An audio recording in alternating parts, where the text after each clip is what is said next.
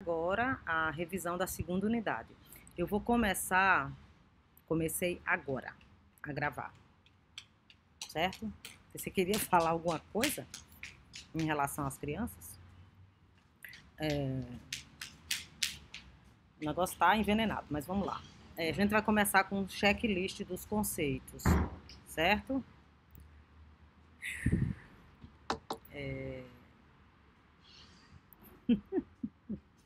Não, tô gravando. Eu esqueci, né, da outra vez. Mas vamos lá. Começar com o checklist dos conceitos que eu vou passar bem rápido. Eu queria que vocês atentassem para o fato de que a gente vai ver a matéria em revisão. Então, é naturalmente mais rápido mesmo, certo? Inclusive os conceitos e tudo.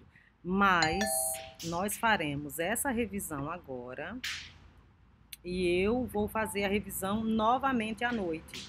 Deixa eu só ver se Luiz, Emanuel e o Gabriel estão aqui. Porque se eles estiverem, à noite eu venho só para tirar dúvida. Das 7 às 8h40. Certo? Se não, eu faço revisão agora e revisão à noite. Preferencialmente, seria mais interessante se vocês já tivessem lido alguma coisa. A coisa rende mais. Mas se não, a gente vai passando. Certo? O link é o mesmo, César. Das 19 às 20h40. Certo? É o mesmo link. Eu só entro esse outro horário.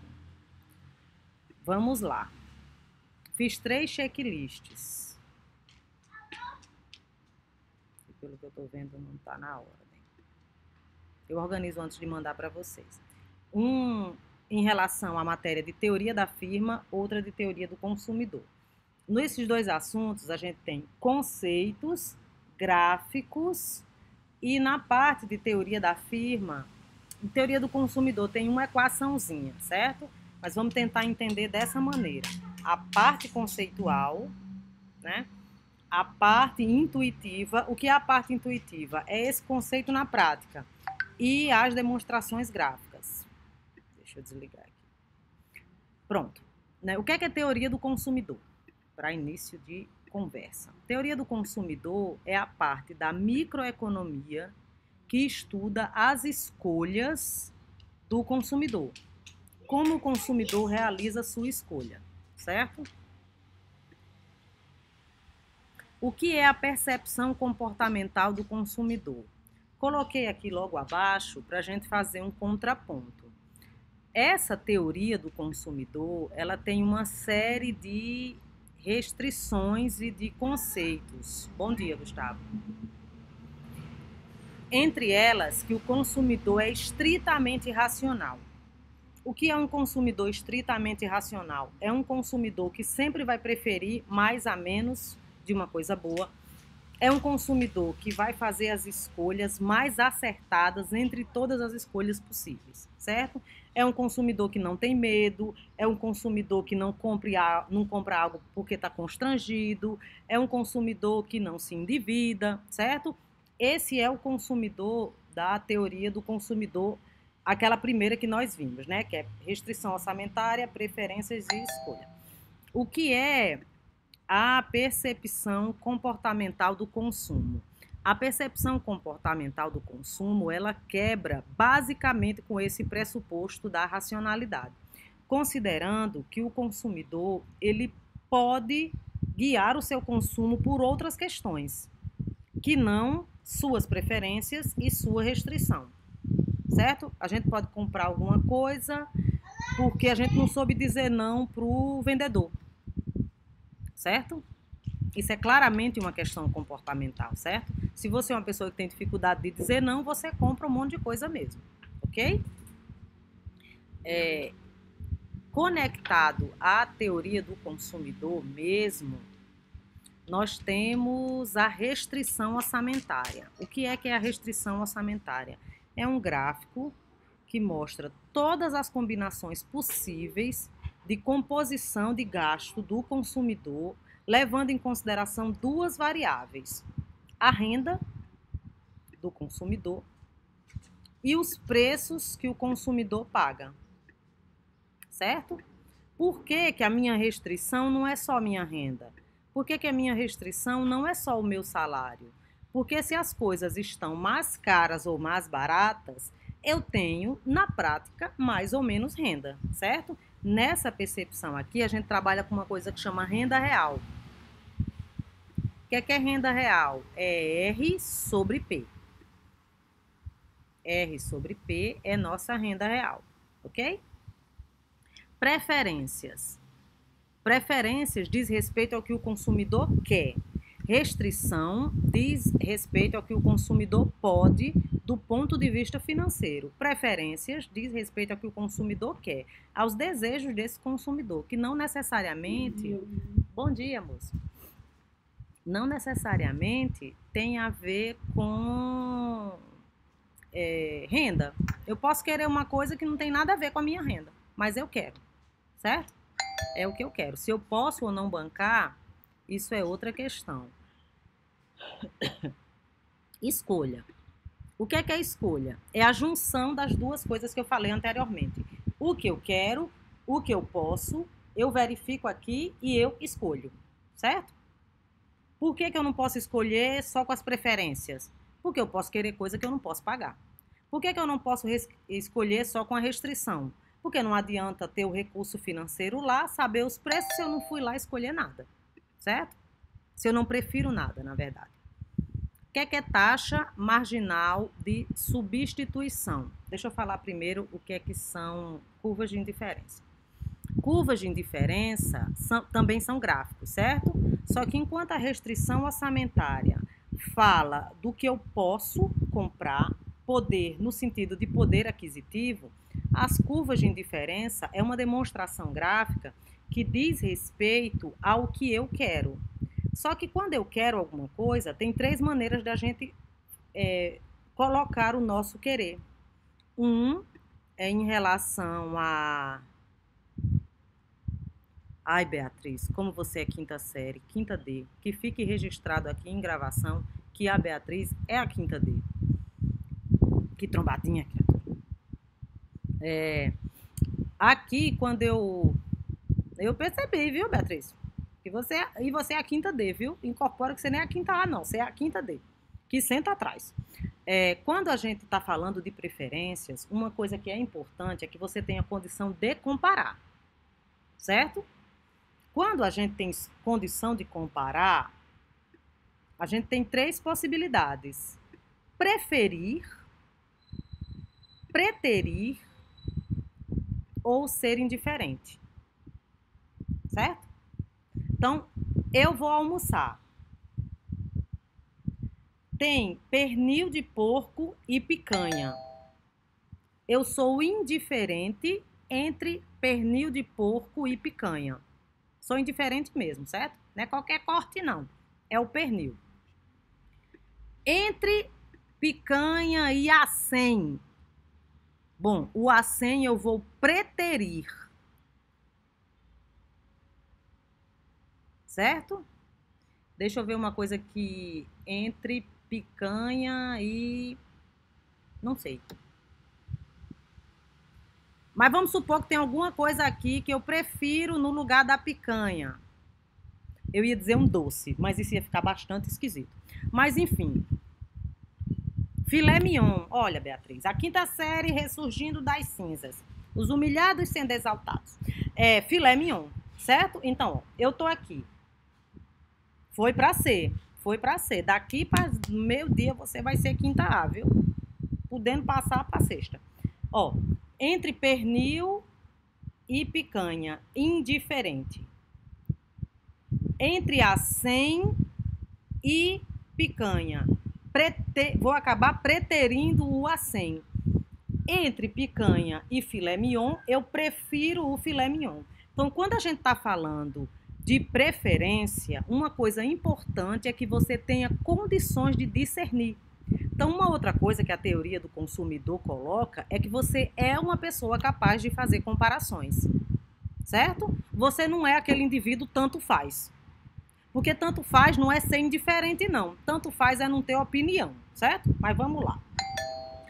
Por que eu estou falando isso para vocês? Porque isso tem a ver com as curvas de indiferença.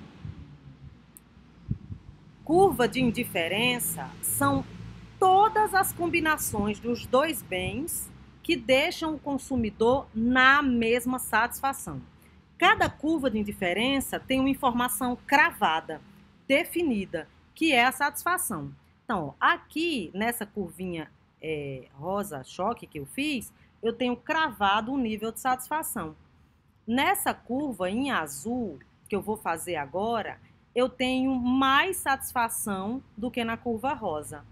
Nessa curva verde que eu vou fazer agora, eu tenho menos satisfação do que as duas curvas que estão na frente, certo? Então, o que é curva de indiferença? Ela mostra as diferentes combinações dos dois bens que deixam o consumidor na mesma satisfação. Aí é que a gente faz o gancho com a taxa marginal de substituição, certo? Marginal é sempre a mesma coisa na economia. Não é um trombadinha, conforme disse a nossa colega Beatriz, quinta C. Marginal quer sempre falar sobre adicional, certo? Incremental. Isso é jargão de economista. Não tem coisa que só quem entende é quem é de uma área. Ui, minha gente, isso aqui eu queria escrever adicional, mas não foi não. Então, fica aqui. AD, adicional. Marginal é adicional. Marginal é adicional, certo? O que é taxa marginal de substituição?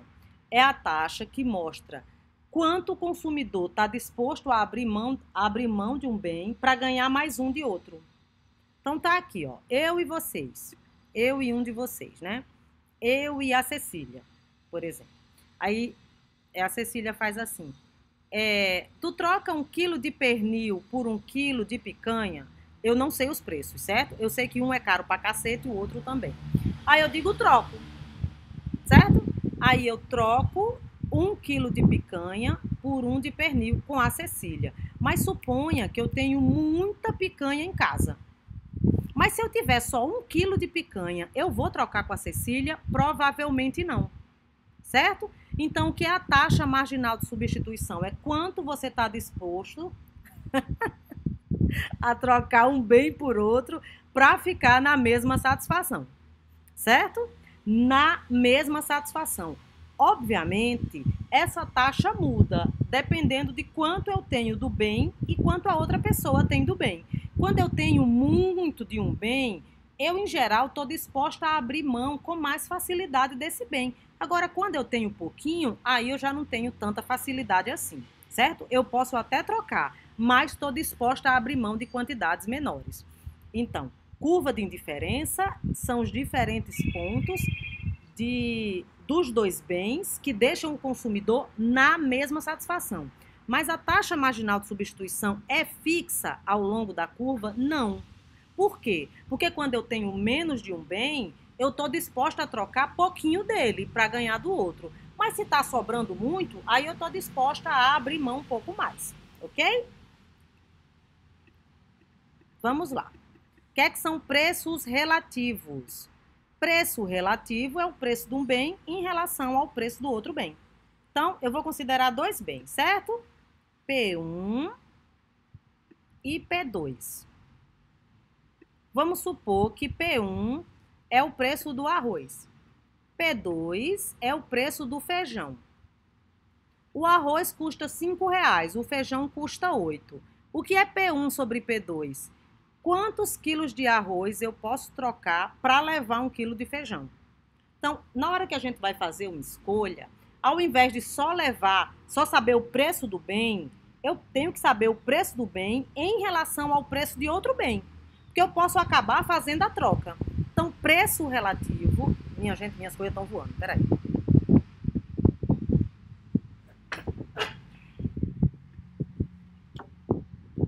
E eu estou ocupando trocentas mesas, né?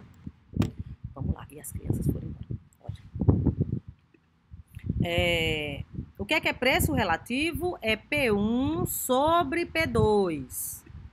Quanto custa um bem em relação a outro bem? Quanto custa ir para Campina Grande em relação a fazer uma quadrilha no seu quintal? Quanto custa ir para Campina Grande em relação a você ir assistir o encontro de quadrilhas no Ronaldão, certo? Uma coisa é quanto custa a viagem para Campina Grande. Outra coisa é quanto custa você ver as quadrilhas no Ronaldão. Outra coisa é quanto custa um em relação ao outro. Ó, se eu for para Campina, eu vou gastar 5 vezes mais do que se eu for no Ronaldão. Isso é preço relativo. Por que é relativo? Porque é uma coisa comparativamente a outra coisa. Ok? Bem inferior. Ó, bem inferior e bem normal tem a ver com renda. O que é um bem normal? É um bem que quando eu tenho mais renda, eu quero mais desse bem. Certo? Por exemplo, anel, óculos, picanha, pernil, filé mignon, computador, celular. Quanto mais dinheiro a gente tem, mais a gente quer desse bem, certo? E o que é um bem inferior? É um bem que quanto mais recurso financeiro a gente tem, menos a gente quer desse bem. Tipo, quitute, sardinha 88, agora só falando mal das marcas. Miojo, aqueles refrigerantes baratinho, certo? Quanto mais dinheiro eu tenho, menos eu vou querer desses bens, certo? Quando eu falo de bem inferior e bem normal, eu estou falando de renda. Quando eu falo de bem de Giffen e bem de Veblen, eu estou falando de preço, certo? Uma coisa é o preço, outra coisa é a renda. Não façam salada. Eu vou responder as perguntas já, viu, Gustavo? Você fez uma pergunta. Quando eu terminar esse checklist aqui, eu respondo sua pergunta, querido. Eu tô prestando atenção. Tem 2 perguntas suas já. Uma feita às 10h10, outra feita às 10h17. Eu vou responder, tá bom? Nem se preocupe. Ó, bem de Veblen e bem de Giffen, coloquei? Não coloquei. Vou botar aqui embaixo. Bem de Giffen. Ambos têm a ver com preço. O que é um bem de Veblen? É um bem que quando o preço sobe, a quantidade demandada sobe. E bem de Veblen, menino, tá complicado essa história desse cabelo. Bem de Veblen também é um bem que quando o preço sobe, a quantidade demandada sobe, certo? Só que por razões diferentes. O bem de Veblen, minha gente, é o bem de ostentação. Se o produto fica mais caro, dá mais status a mim que o possuo. Então, eu vou querer ter esse bem, certo? Em geral, são produtos caros que sinalizam riqueza. O que não quer dizer que quem tem ou quem quer esses bens sejam ricos, mas ele sinaliza riqueza. E as pessoas querem sinalizar isso, certo? Bem-estar em relação à renda. Então, quando o preço sobe, a quantidade demandada sobe. Por quê? No caso do bem de Veblen, porque eles são bens de ostentação. E no caso dos bens de Giffen? Bom, os bens de Giffen, eles também têm uma historinha, certo? Mas é uma história, assim, que a gente pode dizer que é o extremo oposto dos bens de Veblen. Os bens de Giffen, eles são bens, na maioria das vezes, consumidos por pessoas extremamente pobres. E a pessoa já consome o mais barato dentro de determinada categoria de bem, certo? A gente, quando viu esse bem, a gente deu o exemplo das pessoas que estão comprando osso, né? Como se fosse a proteína, como se fosse carne, ou como a gente aqui no Nordeste fala, como se fosse a mistura. Então, ó, tá aqui o osso, certo? Depois do osso, a pessoa vai comprar o quê? Sei lá, miúdo de frango. Depois do miúdo de frango, o quê? O frango inteiro. Depois do frango inteiro, o quê? Partes mais nobres do frango. A carne está aqui em cima, ó. Carne vermelha que eu tô falando. Então, se o preço do osso sobe, essa pessoa fica tão mais pobre que aí é que ela compra osso mesmo. Então, aqui, ó, no bem de Giffen, a gente tem, se o preço sobe, a quantidade demandada também sobe. Por quê? Porque a pobreza relativa dessa população cresce tanto que aí é que ela fica mais dependente ainda desse bem, certo? A gente pode pensar até em relação à passagem de ônibus. Numa situação como essa que a gente está passando, né? Porque se a passagem do ônibus sobe, mas o preço do carro, o preço de corrida de aplicativo fica estável, a gente pode ter um efeito substituição. Mas se o preço das passagens de ônibus sobe e tudo mais já está subindo ainda mais, é aí que você nunca vai pegar um Uber mesmo, certo? Porque você fica ainda mais dependente do carro, ok? Deixa eu limpar aqui um pouquinho para ficar mais fácil de vocês entenderem.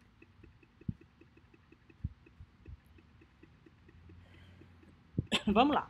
A gente falou de renda, falou de preço. Deixa eu ver se eu pulei alguma coisa. Pulei não. Quando a gente considera aumento na renda, não é? O consumidor está com mais dinheiro. Bom, ele pode desejar comprar mais ou menos de um bem, a depender de se esse bem é normal ou inferior, certo? Do ponto de vista do gráfico, a gente tem um deslocamento da curva. Então, eu tenho aqui, ó, a restrição orçamentária. Tenho mais renda, restrição sobe. Tenho menos renda, restrição cai. E quando os preços mudam? Bom, quando os preços mudam, eu tenho dois efeitos. Um efeito chamado efeito renda, o outro efeito chamado efeito substituição. Efeito renda acontece quando, vamos supor, inicialmente aumento de preço, certo? Tendo aumento de preço, eu fico relativamente mais pobre. Se eu estou relativamente mais pobre, eu fico podendo comprar menos de qualquer coisa, certo? Não necessariamente aquele bem que está mais caro. Eu fui no supermercado, o feijão estava R$16. Se o feijão está R$16, eu estou ferrada de verde e amarelo, mais do que em relação à compra do feijão. Eu fico com menos dinheiro para comprar arroz, eu fico com menos dinheiro para comprar farofa, fico com menos dinheiro para comprar qualquer outras coisas, certo? Isso é o efeito renda. Um aumento de preço me deixa mais pobre do ponto de vista relativo. O que é efeito substituição? Como o próprio nome diz, é fazer uma substituição, fazer uma troca. Quando um preço de uma coisa sobe, eu tenho uma tendência natural a deixar de comprar aquele bem mais caro e pegar aquele dinheiro e comprar uma outra coisa que está mais barata, ok? Então, o efeito renda é, em caso de aumento de preço, eu fico mais pobre e deixo de comprar qualquer coisa. Efeito substituição diz que em caso de aumento do preço, falei renda, mas é preço. Em caso do aumento do preço, eu deixo de comprar especificamente aquele bem que está mais caro e passo a comprar outra coisa, certo? Tanto que na curva de indiferença a gente nem troca de curva, porque eu posso comprar uma coisa, ela está mais cara, eu só levo outra e fico na mesma. Vieses, né? O que é que são os vieses? Nós vimos que o consumidor tem as suas variáveis que o ajuda a tomar decisão, mas tem uma outra questão que desorienta o consumidor enquanto a sua tomada de decisão, o levando a tomar uma outra decisão. Essa outra decisão que o consumidor toma acontece por causa de um viés, certo? Que é basicamente tirar o consumidor do curso. Quais são os vieses? Nós vimos alguns, existem muito mais do que eu trouxe aqui para vocês, certo? Viés de status quo tem a ver com você consumir uma coisa apenas porque você está parado, inerte, sem fazer nada. Isso acontece muito com venda casada, né? Você compra alguma coisa, se você não quiser tal coisa, marque aqui. Ou seja, se você não fizer nada, você comprou. Para não comprar, você tem que fazer alguma coisa. Como as pessoas são preguiçosas e não leem as coisas, é muito fácil que você compre um monte de coisa aí só pelo viés de status quo. Ancoragem acontece quando a gente fixa a nossa atenção em uma determinada informação ou em uma determinada coisa, no processo de compra e em virtude daquela informação é que a gente acaba levando o produto, certo? Por exemplo, oferta. Se você leu a oferta, você ancora a sua decisão no nome oferta e leva o produto. Ganhe um brinde. Pronto, falou em brinde, você não quer nem saber direito se você precisa, se você não precisa daquele produto. Você vai lá e leva o produto. E a aversão à perda é outro viés, certo? Que é quando a gente conduz a nossa decisão de escolha apenas com receio de perder alguma coisa. Isso acontece muito, eu até trouxe aqui para vocês, nos sites que agora estão colocando assim, tem apenas tantas unidades do produto, tem outras pessoas agora olhando essa mesma coisa. Aí você fica, Jesus, eu não vou conseguir. Se eu não escolher agora, eu vou perder. Aí você vai e termina levando o produto só por medo de perder aquele produto, certo? Não é porque você escolheu nem nada. Agora vamos aqui ver a pergunta. Ah, deixa eu responder aqui. Primeira pergunta do Gustavo.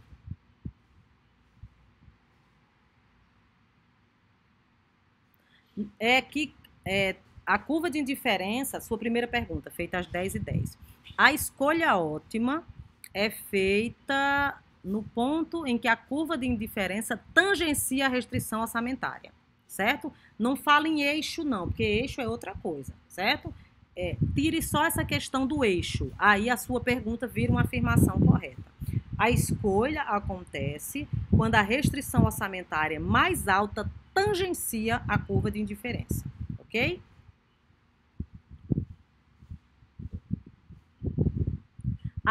Gustavo, você perguntou depois, qualquer ponto na curva de indiferença satisfaz a quantidade dos dois bens? Satisfaz, porque em qualquer ponto eu tenho diferentes combinações. O consumidor está satisfeito num ponto específico, certo? Aqui a gente não está falando dele estar mais ou menos satisfeito. Por exemplo, vamos supor que você vai numa lanchonete e você compra um hambúrguer e 2 refrigerantes. Isso te dá um nível X de satisfação. Talvez, se você comprar um hambúrguer menor e ganhar 3 refrigerantes, você fique na mesma satisfação. O que a curva de indiferença mantém é um nível X de satisfação, certo? Então, em qualquer ponto, o consumidor tem um nível cravado de satisfação. Agora, esse consumidor ele pode ficar mais satisfeito, né? Se você ganhasse 3 hambúrgueres e 4 litros de refrigerante, você ficaria mais satisfeito que a situação anterior. Satisfação, Gustavo, é relativo. Você pode ficar mais ou menos satisfeito. Eu estou satisfeita aqui com o vento balançando os meus cabelos. Mas eu ficaria mais satisfeita se eu pudesse dar aula na minha casa. Entendeu? Mas eu estou no nível X de satisfação aqui. O que quer dizer que eu posso melhorar. E posso piorar também. Não é se começar a chover, aí deu ruim.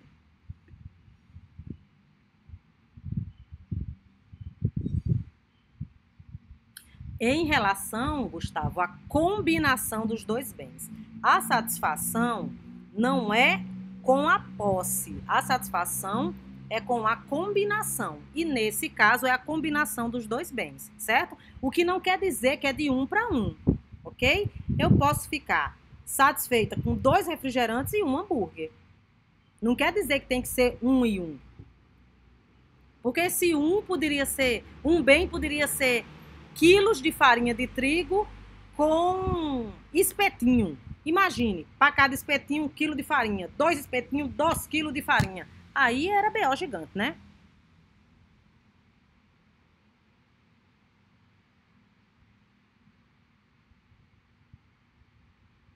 É isso aí, Gustavo. Ah, não, foi a Elion que perguntou. Foi uma coisa que a gente viu no finzinho da aula passada, acho que tanto amanhã como à noite, que foi a aula que você assistiu. A falácia do custo irrecuperável, certo? Que é você não terminar uma coisa para cessar o prejuízo, porque você já teve um prejuízo. Aí você acha que deve continuar naquilo. Certo? Aí você tá numa relação com uma pessoa que é uma demônia.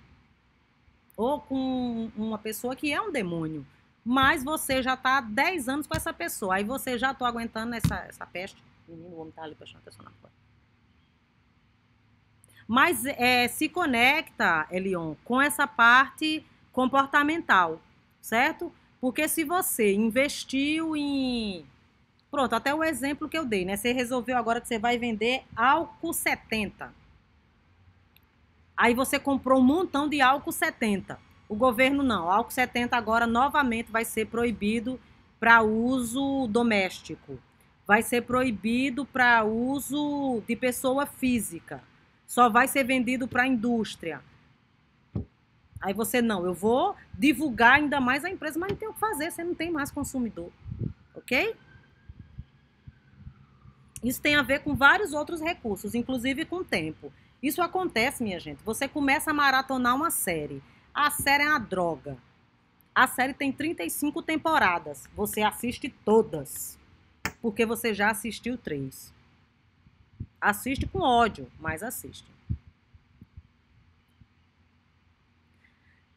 O efeito manada é fácil de entender, né? Efeito manada é só você ter uma determinada conduta de escolha apenas porque outras pessoas estão escolhendo a mesma coisa. É o conhecido Maria vai com as outras.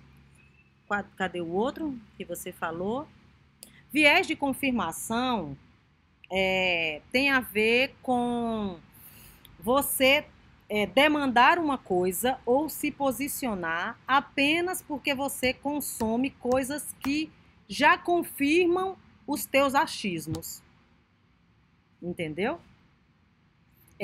Isso me lembra, né, um ex-amigo que eu tenho, que ele veio me falar que as mulheres não recebiam em média menos do que os homens no Brasil. Certo? Eu sei, criatura, eu só estou dando um exemplo porque outras pessoas podem ter dúvida. Ele me disse que as mulheres não recebiam menos do que os homens no Brasil e ele leu a respeito e não sei o quê. Minha gente, toda a leitura dele era... Ele leu isso onde? Num cara do Pingo dos Is. Ele leu isso com o Constantino. Aí eu perguntei, você acessou os dados da RAIS? Você acessou os dados da PNAD? Você comparou pessoas para a mesma CBO, que é Cadastro Brasileiro de Ocupação, e a renda média de homens e mulheres dentro da mesma ocupação? Não, ele só leu o Constantino. Ou seja, ele já achava que as mulheres não ganhavam menos e foi ler um malote de doido que já pensava isso, entendeu? E com relação ao Constantino, eu posso falar claramente que ele é um malote de doido. Certo? Vamos lá. Vocês têm alguma dúvida em relação a esses conceitos? Eu não sei, César, porque é sorteio. As dúvidas de vocês quantas questões, como, meu Deus do céu. Agora, Beatriz, você tá sozinha na quinta C, viu? Porque tá todo mundo lá atrás. Não sei. Porque é sorteio, né? Eu faço várias questões e são sorteadas. O cálculo que tem aqui, minha gente, são as 4 operações. Entendeu? Não é exigido nada mais do que isso. O que vocês têm que explicar em cima desses poucos cálculos é o que é mais interessante. Sim, querida. A parte de percepção comportamental do consumidor... O que é a percepção comportamental do consumidor, Cecília? É uma consideração de que as escolhas do consumidor são realizadas para além das suas preferências e das suas restrições. Porque nem sempre o consumidor é racional, às vezes ele toma decisões irracionais por várias razões, principalmente razões emocionais, e também o consumidor é conduzido por uma série de vieses, certo? Às vezes você consome uma coisa porque a gente tem preguiça de ir lá cancelar. Às vezes a gente consome uma coisa porque estava escrito lá, compre 1 e leve 2. Às vezes a gente consome uma coisa porque a gente tem medo que acabe, certo? E nada disso é estritamente irracional. A percepção comportamental do consumo diz apenas isso, ok? Ela quebra com a ideia de racionalidade restrita, que é suposta na teoria tradicional do consumo. Mais alguma dúvida?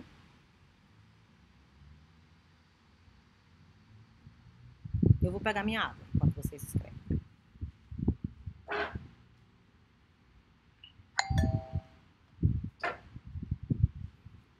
Minha gente, eu me levantei com meu palmo de short aqui, vocês viram, que vergonha. Vamos lá. Alguma dúvida?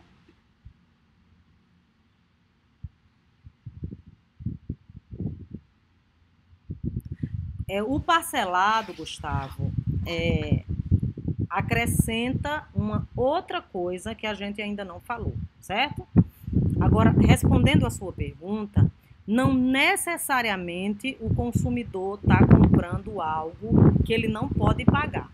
Porque assim, eu não gosto de falar isso logo na largada, em turmas de primeiro período, mas o cartão de crédito, o parcelamento, ele não é um vilão, por definição. Ele pode ser apenas uma forma de se organizar, certo? Vamos supor, a sua máquina de lavar escangalhou, certo? E uma máquina de lavar custa R$2.000. Menino, isso aqui foi para escrever R$2.000.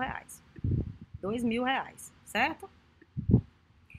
Você, Gustavo, investe e pegar R$2.000 e comprar uma máquina agora é um custo de oportunidade muito grande para você.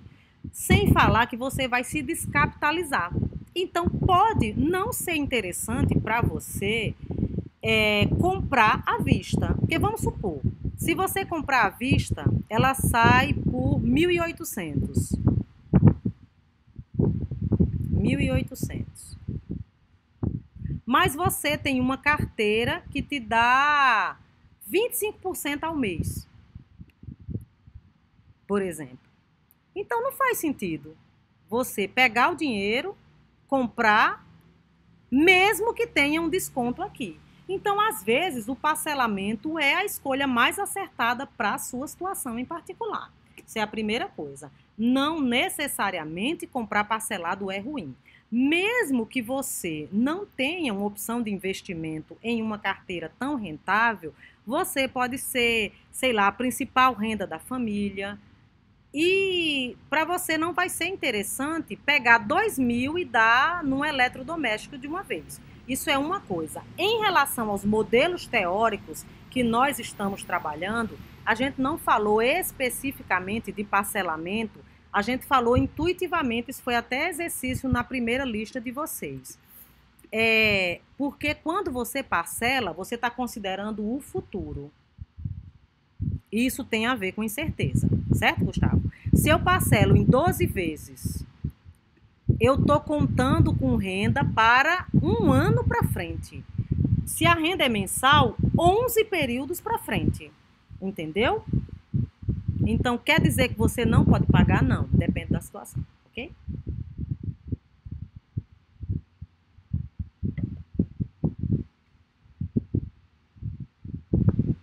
Ah, sim, sim. Essa é, Beatriz, basicamente o mote, o negócio das Casas Bahia há muito tempo. As Casas Bahia é uma loja feita para o consumidor de baixa e média renda no máximo, que é o consumidor que acredita que se não for com sufoco eu não vou ter. Aí a pessoa não entende de taxa de juros, não sabe nem o que é juros simples e juros compostos, não por culpa da pessoa, certo? A gente não pode culpar uma pessoa por ela não ter entendimento, sobretudo de matemática, mesmo que seja matemática básica. Então, se a pessoa consegue pagar, ela não está muito interessada se ela vai pagar 3 anos, se ela vai pagar 2, 3 produtos, certo? É mais ou menos isso. Por isso que aqui a gente está falando de micro.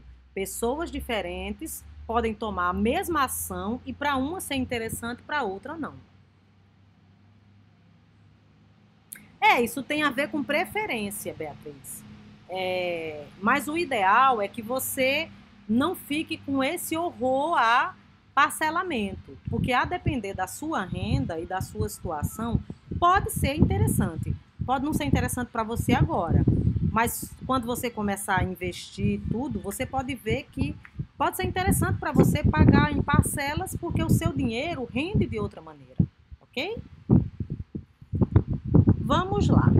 Eu não vou passar agora o checklist da parte de teoria da firma, não. Menino, deu tudo errado aqui. Mas vamos lá.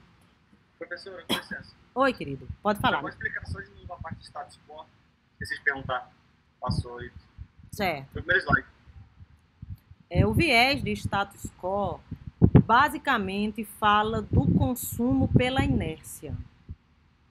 É você consumir apenas porque você não fez nada. Você maratonar uma série porque você não foi lá apertar o desliga e o próprio programa passa o próximo episódio para você.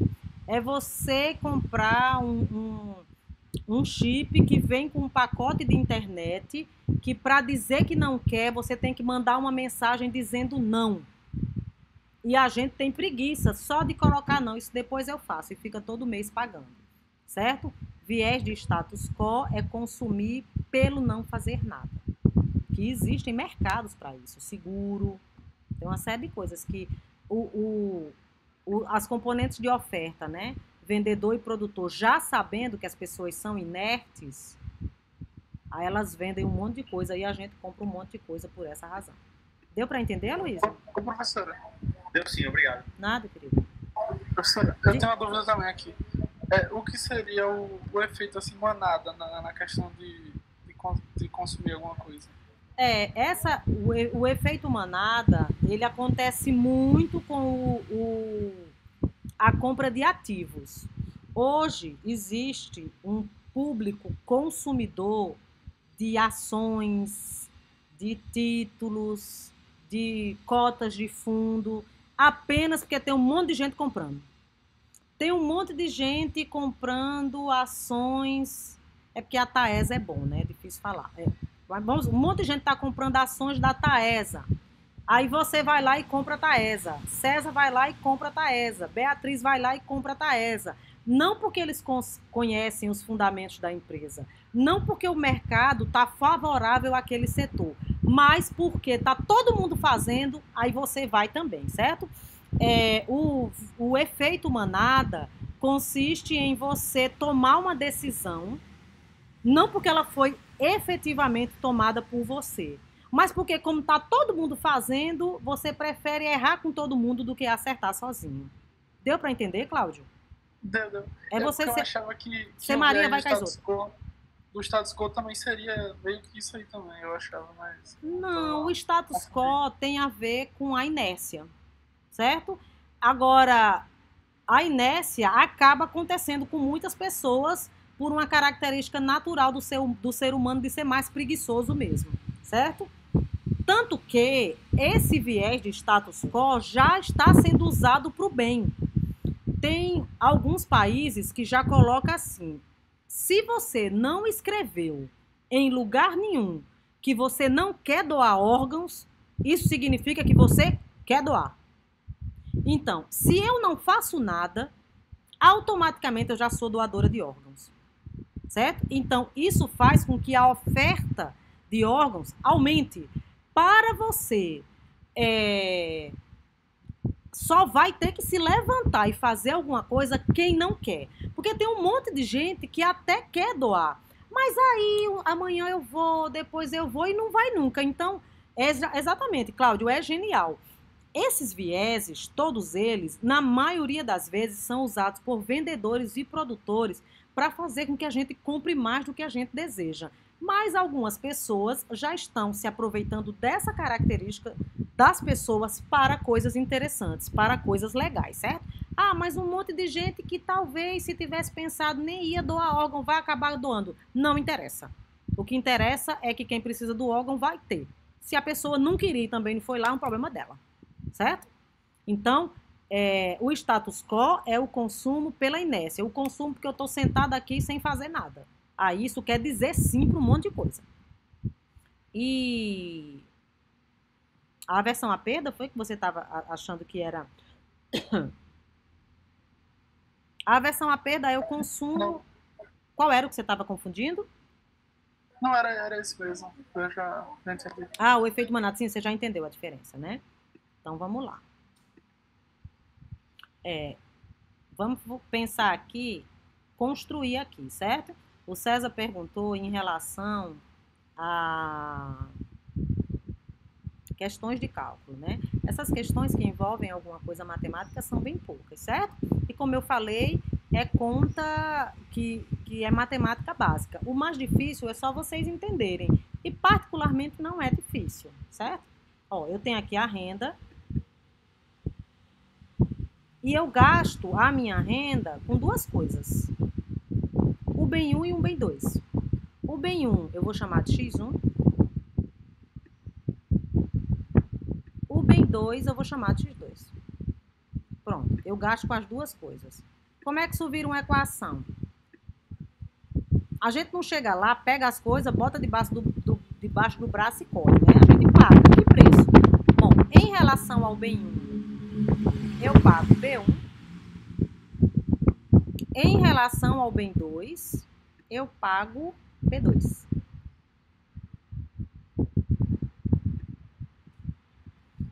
Essa é a renda, né? Uma restrição com igualdade. O que é que significa? Ó, quer dizer que eu gasto toda a renda. Se for um menor, significa aqui, ó, que eu gastei mais do que a renda. Se for um maior, significa que sobrou dinheiro. A gente não vai ver restrição com desigualdade agora. O que a gente tem aqui é só isso. Eu tenho uma renda R. Eu tenho uma renda R e eu uso essa renda para comprar duas coisas, o bem 1 e o bem 2. Toda vez que eu compro o bem 1, eu gasto X1. Toda vez que eu compro o bem 2, eu gasto X2. Essa é a equação da restrição orçamentária? Não. A restrição orçamentária, ela tem dois eixos. Por quê? Porque a gente considera que consome só dois bens. Por que a gente não considera que consome 325 bens? Porque aí a gente teria que fazer um gráfico com 325 eixos. E eu não sei fazer isso. Ia também ficar mais difícil para vocês. Certo? Então, eu tenho aqui, ó, o bem X1 e o bem X2. Certo? Vamos fazer a equação da curva. A equação da curva, a gente tira para... Aliás, X2 e X1. Só para manter a notação do livro. Certo? Obviamente, a gente poderia trocar, mas aí toda a interpretação ia ser invertida.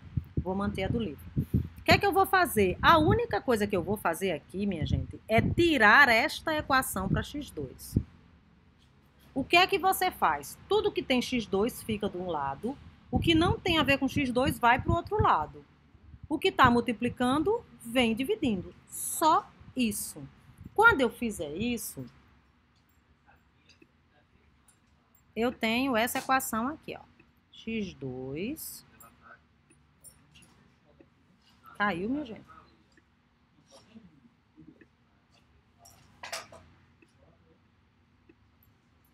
R sobre P2 menos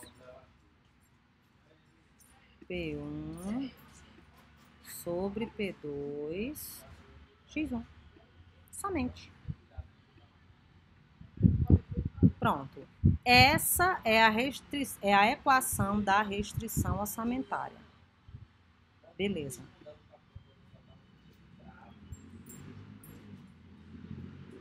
Vamos tentar entender essa equação. Mas que zoada do cacete. Jesus amado. Essa aqui quer dizer o quê? O que quer dizer essa equação que eu vou chamar de 1? Ela quer dizer só isso. Eu tenho uma renda que é R reais, eu gasto com duas coisas. Quando eu compro a primeira coisa, eu pago P1. Quando eu compro a segunda coisa, eu pago P2. Tá bom? E essa equação quer dizer o quê?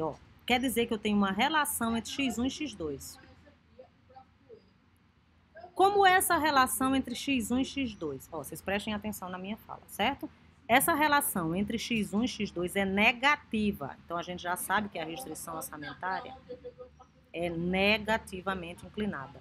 Por que a restrição orçamentária é negativamente inclinada? A restrição orçamentária é negativamente inclinada porque eu tenho R$1.000. Se eu gasto mais com o bem 1, vai sobrar menos dinheiro para o bem 2, certo? Então, eu vou num supermercado, resolvo comprar tudo de vinho pérgola. Se eu quero comprar vinho pérgola e pão doce, quanto mais vinho pérgola eu compro, menos dinheiro para pão doce eu vou ter. Isso explica esse sinal negativo aqui, certo? Ó, isso que eu vou circular agora, de azul, é o coeficiente linear. Ele dá a posição da curva. Se eu ganho 15 mil e Eduarda ganha 17 mil, a restrição dela é mais alta do que a minha, certo? R sobre P2 é a renda real, a renda em termos de poder de compra. O coeficiente linear, ele dá a posição. Estou ganhando agora só 5 mil. A minha restrição deslocou para dentro, certo? O primeiro item aqui mede a posição. E o segundo? Bom, o segundo tem a ver com a relação entre x1 e x2 mesmo, que é exatamente o que eu falei para vocês no checklist de conceitos, que é o preço relativo. Isso aqui é o coeficiente angular. Então, já sei que aqui, ó, é menos P1 sobre P2. Por que menos P1 sobre P2 é o coeficiente angular? Bom, porque está multiplicando essa variável aqui, ó. Eu tenho x1 aqui embaixo, x2 aqui em cima, menos P1 sobre P2 é o termo, ou a constante, que multiplica. O que é que significa isso do ponto de vista econômico? Olha, a mesma coisa. Eu tenho o preço do pérgola dividido pelo preço do pão doce. Se o preço do pérgola sobe, a quantidade de pérgola que eu vou comprar em relação a pão doce diminui, certo? Então, ao invés de chegar lá, vim buscar pérgola e vim buscar pão doce, eu olho os dois e vejo, ó, esse aqui subiu.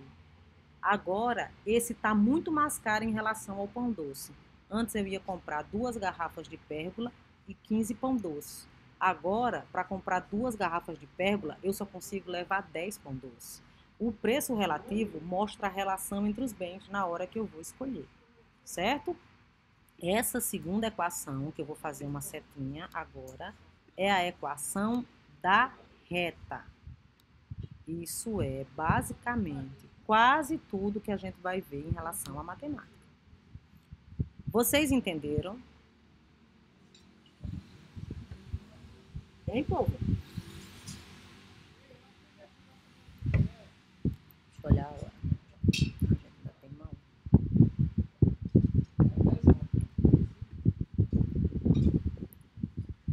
Tá.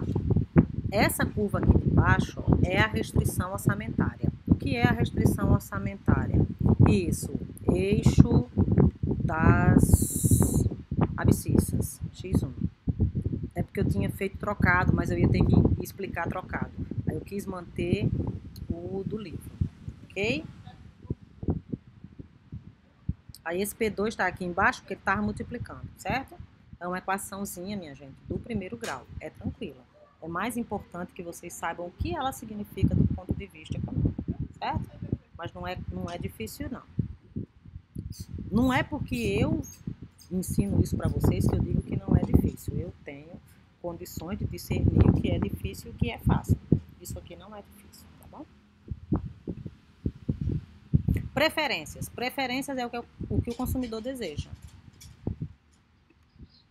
Lembrando que quando eu estou falando de preferências, a gente tem que considerar que o consumidor tem que ter condições de comparar, certo? Por exemplo, se eu perguntar para vocês, o último filme do Homem-Aranha e o último filme do Batman, para vocês é indiferente ou um dos dois é melhor? E qual que seria melhor?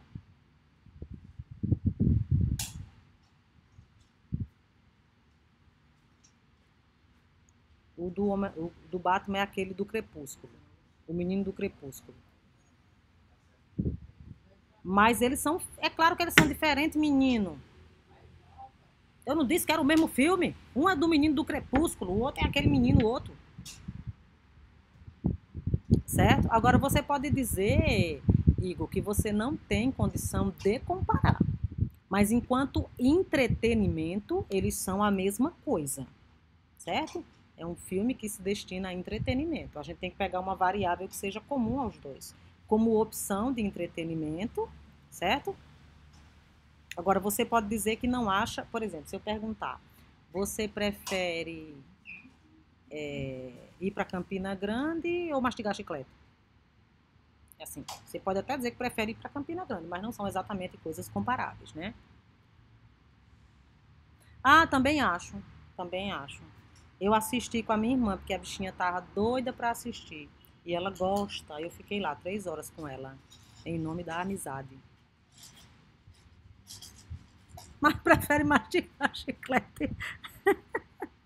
Olha, Igor, ainda bem que você falou isso antes da prova, porque eu sou de Campina Grande.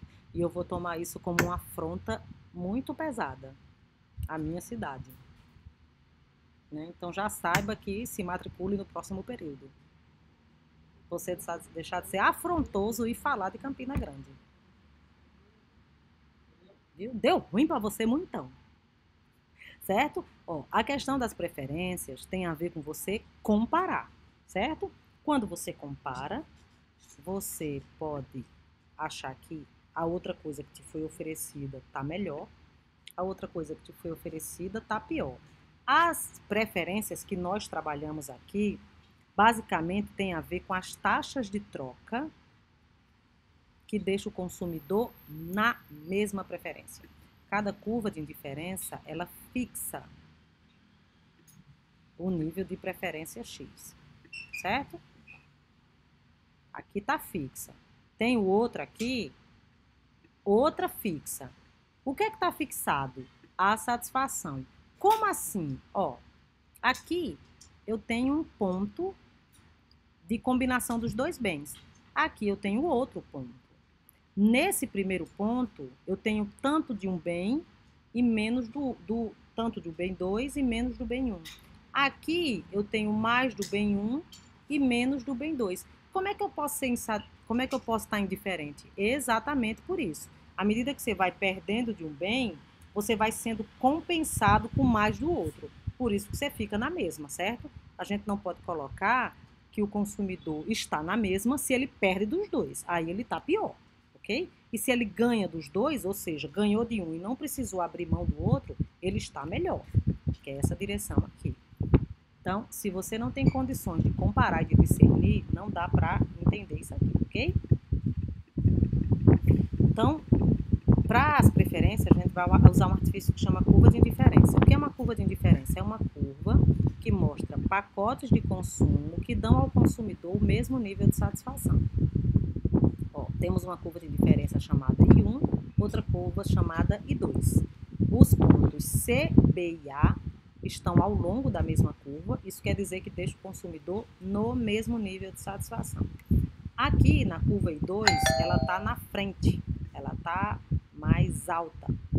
Isso quer dizer que a curva I2 deixa o consumidor mais satisfeito que a curva que está mais atrás. Logo, entre todos os pontos aqui, o ponto que o consumidor, o ponto que o consumidor prefere é o ponto D, que é o que está mais distante da origem. E entre C, B e A, qual que o consumidor prefere? Ele é indiferente. Cuidado para vocês não dizerem que ao longo, na verdade, da mesma curva de indiferença, o consumidor vai preferir uma coisa ou outra, ok? Ele é indiferente entre C, B e A. Por quê? Ó, aqui em C, ele tem tudo isso de refrigerante. Isso aqui de pizza. Aqui, ele tem bem pouquinho de refrigerante, ó. E tudo isso aqui de pizza. Por que ela é indiferente? Porque à medida que ele foi perdendo de refrigerante, ele foi ganhando mais pizza para compensar. Sempre que há compensação, a devida compensação, aí o consumidor fica indiferente, certo? É essa a pegada.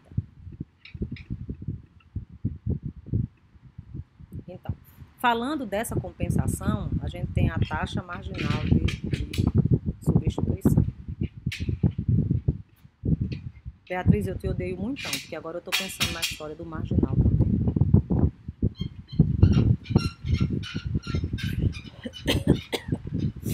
Ó, o que é a taxa marginal de substituição? É quanto o consumidor quer abrir mão de um bem para ganhar mais de um outro. Certo? É como se eu chegasse e perguntasse para vocês assim: Gabriel, quantos refrigerantes você está disposto a me dar para ganhar uma pizza? Aí Gabriel diz assim: 5 litros. Então, a taxa marginal de substituição é de 5 para 1, certo? Provavelmente, nesse ponto aqui, Gabriel estaria disposto a abrir mão até de mais do que 5. Porque olha como ele tem muito refrigerante. Então, ele ia encher a barriga de quê? De refrigerante. É melhor encher a barriga com pizza do que com refrigerante, né? Então, se eu chegar e perguntar aqui, Gabriel, no ponto C, quanto de refrigerante você quer abrir mão para ganhar uma pizza para a gente ficar na mesma ali, ó? Você fica na mesma satisfação e eu também. Aí ele diz, tanto. Aí eu dou uma pizza para ele, certo? O que é a taxa marginal de substituição? É o quanto o consumidor está disposto a abrir mão de uma coisa para ganhar um de outra. Aqui é o mesmo gráfico que a gente trabalhou na aula que eu passei isso para vocês. Ó, aqui o consumidor tinha 14 litros de refrigerante e só 2 pizzas. Seria desagradável, não é? 14 litros de refrigerante com 2 pizzas. Aí, vamos supor que é essa situação, né? Que eu pergunto pro Gabriel. Gabriel, você tem 14 litros de refrigerante e 2 pizzas.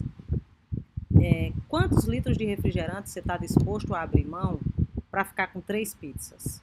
Ganhar mais um. Aí Gabriel diz, 6. Aí antes, Gabriel tinha... Exatamente. Antes, Gabriel tinha 14 litros de refrigerante e 2 pizzas. Agora, Gabriel tem 8 litros de refrigerante e 3 pizzas. Por quê? Aqui embaixo, no ponto B, se eu fizer a mesma pergunta para Gabriel, ele só vai abrir mão de um refrigerante.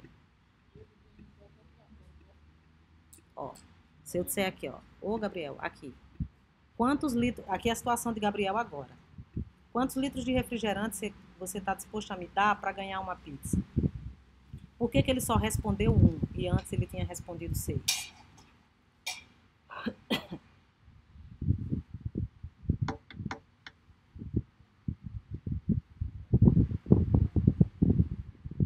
Isso. Menor, Aparecida, especificamente, ele antes tinha 14. Então, ele abriu mão de 6. Agora, ele só tem 4. Certo? Aí, a última pergunta. Ele poderia aqui decidir por me dar 6 novamente, nessa situação do ponto B? Se eu aperreasse ele bem muito. Mas, Gabriel, agora há pouco você deu 6. Você não me dá 6 agora, aqui no ponto B? Quantos refrigerantes Gabriel tem no ponto B?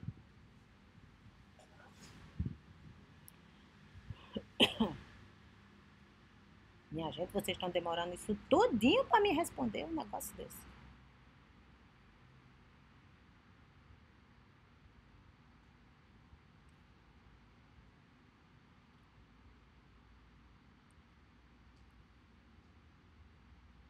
Minha gente, alguém coloca aí por isso. Isso, ele não pode me dar 6, minha gente, ele só tem 4. Exatamente, ele só tem 4. Então, ao longo da curva de indiferença, a taxa marginal de substituição é a mesma? Não. O que é fixo ao longo da curva de indiferença é a satisfação. O quanto o Gabriel fica satisfeito. Por que no ponto A ele deu 6 para ganhar uma pizza? Porque ele tinha 14. Por que no ponto B ele ele deu uma? Porque ele só tem 4. Mas, veja aqui, ó, quando ele tem 4 de refrigerante, ele já tem 6 pizzas. ok? Então, a taxa marginal de substituição não é fixa, depende de quantos bens você tem. O quanto você tem, como eu falei no começo, te deixa mais ou menos disposto a abrir mão de maiores quantidades. Características das curvas de indiferença, né? As mais altas são preferíveis às mais baixas. As curvas de indiferença são inclinadas para baixo, né? Ela é negativamente inclinada. Por quê? Quanto mais eu abro mão de uma coisa, para ficar na mesma satisfação, se eu abro mão de uma coisa, é porque eu tenho que ganhar mais de outra. Eu não posso ficar indiferente, né? Que é o que diz o nome da curva, abrindo mão de uma coisa e não ganhando nada. Isso me deixaria pior. Curvas de indiferença não se cruzam, as curvas de indiferença são curvadas para dentro, né? Ó, ela é assim, com a concavidade voltada para a origem, né? A bundinha da curva é voltada para a origem. Por quê? Porque, ó, eu vou sempre preferir estar à frente. Aqui passa outra curva, aqui passa outra curva, aqui passa outra. Sempre para frente eu tô melhor. E por que ela não se cruza? A gente fez um exercíciozinho, ó. Se eu fizer assim, meu Deus do céu. Se eu fizer assim e assim, eu posso ter uma incongruência. Ó, vamos supor que eu coloco aqui, ó, um ponto A e um ponto B. Qual o consumidor prefere? Ele é indiferente. Porque ele está na mesma curva. E se eu colocar aqui um ponto C e um ponto D, qual que o consumidor prefere? Bom, entre C e D ele é indiferente. Entre A, B e C ele também é indiferente. Se ele é indiferente entre A, B e C, ele também acaba sendo indiferente entre A e D, o que não faz sentido, porque ó, D está mais para cima, era para ele preferir D. Então, se eu fizer elas se cruzarem, eu vou chegar numa inconsistência matemática, certo? Por isso que elas não se cruzam. Cada uma estão lá, uma à frente da outra. Visto restrição orçamentária e visto preferências, agora nós temos a escolha. Salvo engano, foi o Gustavo que fez a pergunta, né? Onde é que acontece a escolha? A escolha acontece na curva de indiferença mais alta que toca a restrição orçamentária. Por que o consumidor não escolhe aqui, um ponto J aqui? Porque ele não tem dinheiro para isso aqui. Ele prefere aqui? Prefere, mas ele não tem dinheiro para bancar, certo? Então, por que ele não escolhe aqui? Está dentro da restrição dele. Mas sobra renda, certo? Isso é você ir para a lanchonete, pedir uma água, voltar para casa com fome. Então, você escolheu algo que está dentro da sua restrição, mas você tinha a opção de ficar mais satisfeito. Se você conseguia ficar mais satisfeito, por que você ficou menos satisfeito? Não faz sentido, certo? Então, o consumidor escolhe, dentre todo o conjunto de satisfação dele, o máximo que ele consegue adquirir. Quando eu fiz essa pergunta para vocês a primeira vez, eu perguntei qual computador vocês preferem.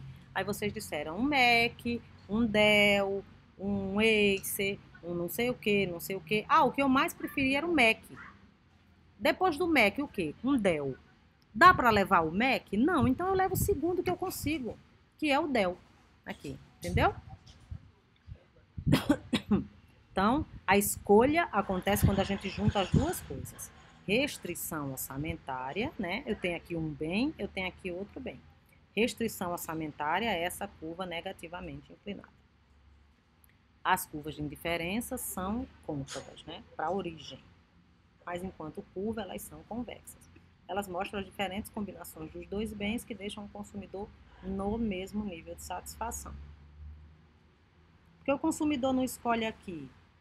Porque a restrição dele não chega até aqui, certo? Aqui também não. Então, só na tangente mesmo. Então, aqui a gente tem a escolha, né? Foi a mesma questão que eu falei agora. O consumidor não escolhe aqui, porque isso seria equivalente a ele ficar insatisfeito com o dinheiro na mão. porque não faz sentido, do ponto de vista de escolha. Se a renda subir, desloca a curva. Se a renda cair, a curva também é deslocada, só que para dentro. Se a renda aumentar, a renda desloca para fora. Necessariamente, se a renda subir, o consumidor vai escolher mais dos produtos? Não.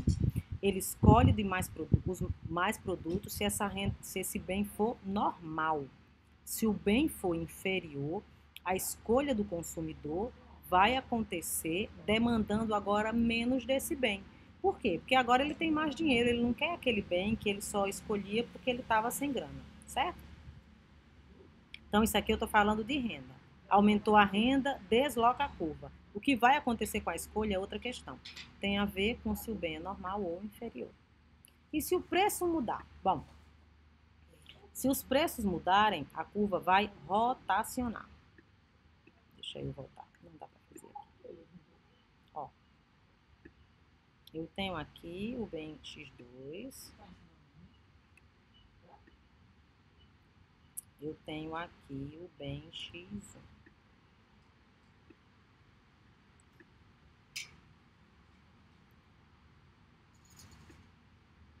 Ave Maria, que fome da moléstia. Ó, aqui é a restrição orçamentária. Mudou o bem X, o preço do bem X1.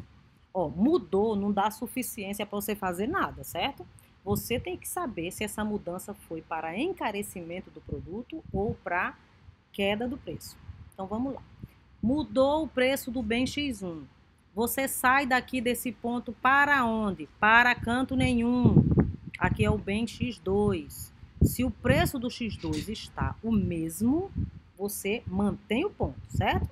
Ó, eu vou fazer uma mudança e vocês vão me dizer se essa mudança que eu fiz foi referente a encarecimento do bem X1 ou barateamento do bem X1. Não me venham com a loteria com 50% de chance de acerto, não, viu? Minha gente, minhas coisas estão voando. X1 encareceu.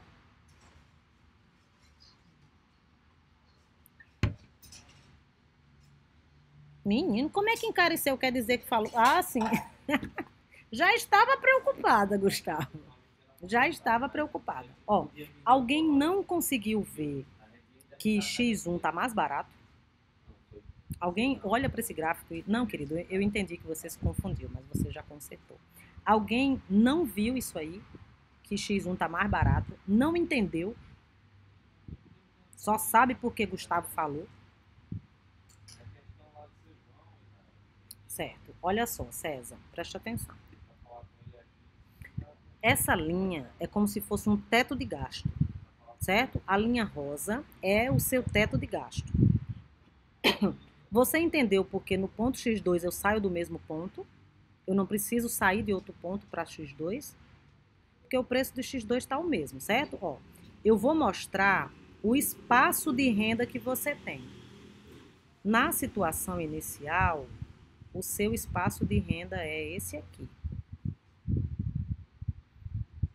Certo?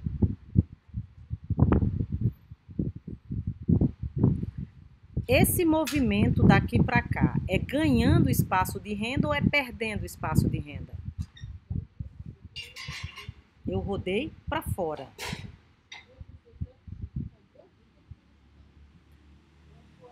Quando o preço muda, Elion, o orçamento não se mantém. O orçamento não se mantém. Orçamento não é só a renda, não. É a renda em relação aos preços. Entendeu, César? Eu ganhei esse espaço aqui, ó. Vou fazer até com a mesma cor. Eu ganhei esse espaço. Eu tinha uma renda X, agora minha renda está maior, certo? Ganhei o espaço. Não entendi sua pergunta, Elion. Desenvolve, por favor, querido, para que eu possa te responder. Você está falando de renda real ou nominal? Você entende a diferença de renda real para renda nominal? Ah, ok, querido. Você entende que o que aumentou aqui foi o meu poder de compra, logo a minha renda nominal, certo?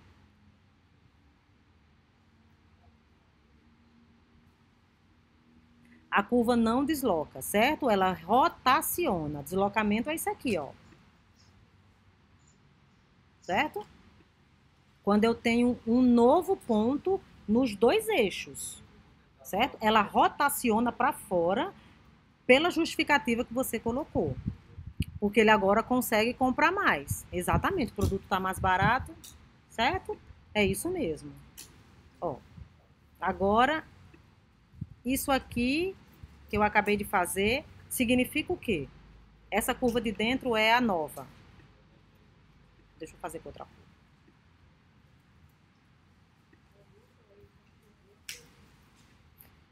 Essa curva nova representa o quê?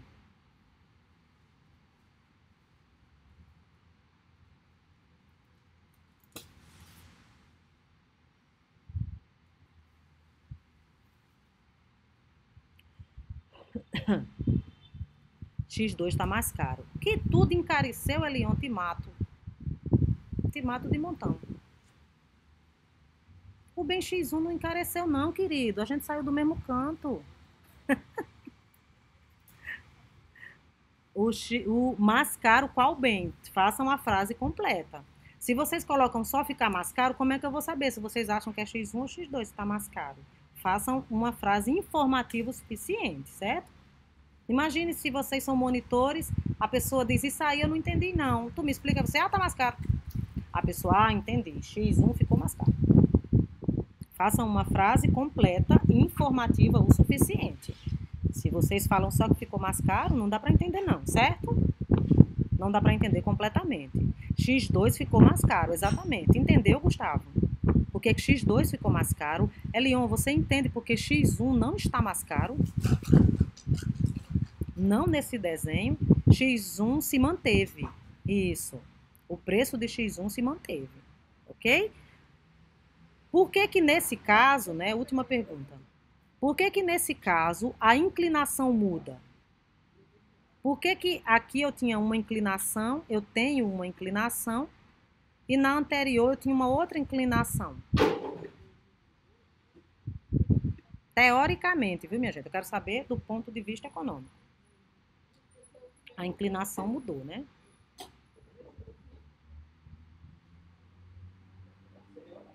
Ah, ok, querido. Foi um mal entendido. É porque eu apaguei para trocar a cor. Acho que fica mais claro para vocês. Sobretudo quando vocês forem ver o vídeo depois, se for o caso. Tá bom? Sim, por que que a inclinação é outra agora? E quando a gente desloca a renda, quando a renda aumenta ou diminui, a inclinação se mantém.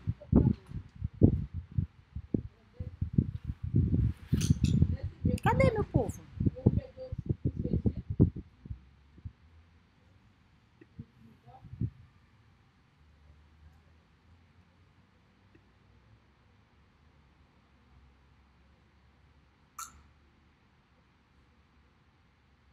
Menino, isso é lá a resposta, menino, te mato de novo, te ressuscito para te matar novamente. Ó, porque só um mudou. Você acha que essa frase explica direitinho? Imagina que você está explicando para uma pessoa que não entende. Não, isso aí é o seu coraçãozinho lhe iludindo, querido. Eu não entendi. Você vai bater o pé, quer dizer que você vai ganhar no grito. É isso, Elion? Vai bater o pé que eu entendi. Eu tenho certeza que alguém que não entendeu, não compreendeu. Vamos lá, me deem uma frase de resposta. Se vocês não conseguirem entender e falar em uma frase, vocês podem dizer que eu falo. Mas eu prefiro que vocês tentem. A inclinação mudou porque o poder de compra diminuiu? Isso. O poder de compra diminuiu. Graças a Deus. Graças a Deus que o poder de compra diminuiu. Temos isso dito por Eurico. Eurico, que perversidade. Ó, eu tenho um preço aqui, ó, um bem em relação a outro. O poder de compra... Ah, tá julgando a tua resposta, Eurico. Vocês resolvam aí depois com muita confusão. Ó, é um povo que se detesta, né? Não passa vergonha, minha gente. Não passa vergonha. Vocês não passam vergonha aqui. Não passam. É a hora de vocês. Eu quero que vocês falem. Assim, só quem tá julgando você, Eurico, é Leon, que é desse jeito, né? É essa pessoa. Vocês não passam vergonha, viu? Quanto mais vocês perguntarem, menor é a chance que vocês fiquem com dúvida. A dúvida destrava novos entendimentos. A intervenção destrava novos entendimentos, certo? E não fiquem com dúvida, já falei isso várias vezes. Às vezes você diz, bom, isso aqui eu não estou entendendo não, mas eu vou deixar porque eu entendo outras coisas. Talvez as outras coisas que eu for falar dependa disso daqui. Se você já não entendeu isso aqui, você pode prejudicar o seu entendimento posterior. Então, tirem as dúvidas, certo? Dúvida é dúvida. De minha parte, vocês não passam vergonha de jeito nenhum. Isso é o meu papel como docente, certo? Vamos lá. Ó, na situação da curva rosa, eu tinha uma relação entre o preço das duas coisas. Na situação da curva azul, eu tenho outra relação entre os preços. Certo? Outra relação. P1 sobre P2. É como se fosse o exemplo que eu falei para vocês agora há pouco.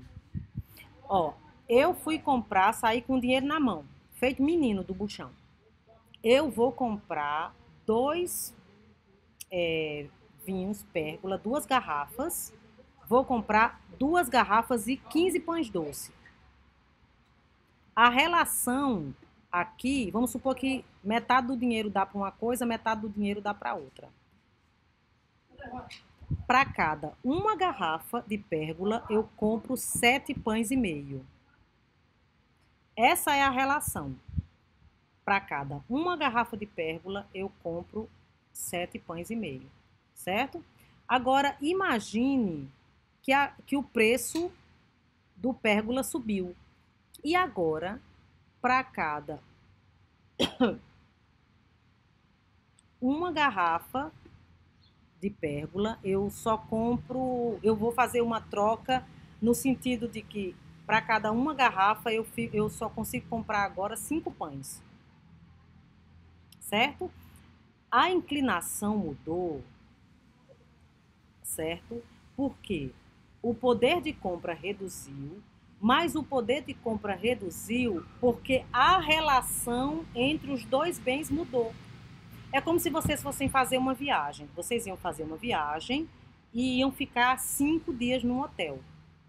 Só que agora o preço da passagem subiu. Então, para fazer aquela mesma viagem, vocês não têm agora 5 diárias, vocês só têm 3. Entendeu? Então, isso aqui, esse rotacionar para dentro, em virtude do encarecimento de um dos bens, significa que os termos de troca entre os bens mudou. Certo? Os termos de troca entre os bens agora não é mais o mesmo. Antes eu tinha 2 garrafas de vinho para cada 7 pães e meio. Agora é 2 garrafas de vinho, por exemplo, para cada 5 pães. Se eu quiser levar pão doce, eu vou ter que abrir mão de mais vinho. Como é que eu sei disso? Porque eu estou dividindo o preço de uma coisa pelo preço de outra coisa. Certo? Eu, quando passei esse assunto para vocês, eu falei assim, ó, minha gente, é como se fosse assim, o feijão é R$10, o arroz é 5. Então, eu tenho um feijão que é R$10, um arroz é 5. Como é que eu tomo a decisão? 1 quilo de feijão equivale à compra de 2 quilos de arroz. Certo? 1 quilo de feijão equivale a comprar 2 quilos de arroz. Agora, imagine se os preços mudam. Talvez, para levar 1 quilo de feijão, eu tenho que abrir mão de mais que 2 quilos de arroz. Vocês entenderam? Certo? Preço relativo é isso. É vocês no supermercado. Vim comprar frango e iogurte.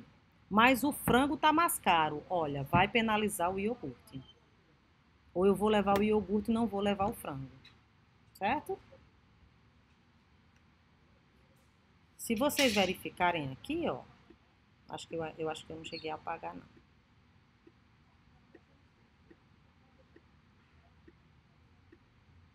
Ó, a inclinação da curva, o coeficiente angular não é P1 sobre P2, sempre que os preços mudarem, a inclinação muda, ok?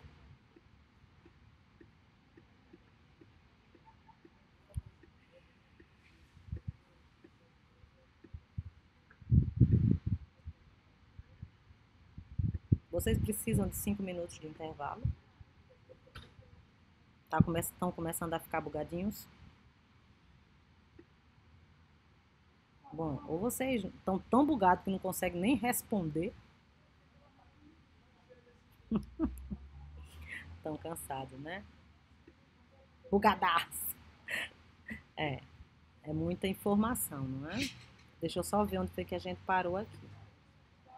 Vocês estão melhores do que eu, né? Que eu não vou subir 16 andares para comer. Vou ficar aqui morrendo de fome até... Pronto, parei aqui. Vamos dar 5 minutos de um intervalo, certo? São 11h29. Eu não vou nem... Eu vou só fechar aqui, mas eu não vou sair não. Então não vai ter atraso nenhum. Muito provavelmente a gente não vai conseguir ver tudo. Mas à noite eu volto pra gente tirar outras dúvidas, beleza? Deixa eu ver aqui. 11h35 a gente volta. Até daqui a pouco.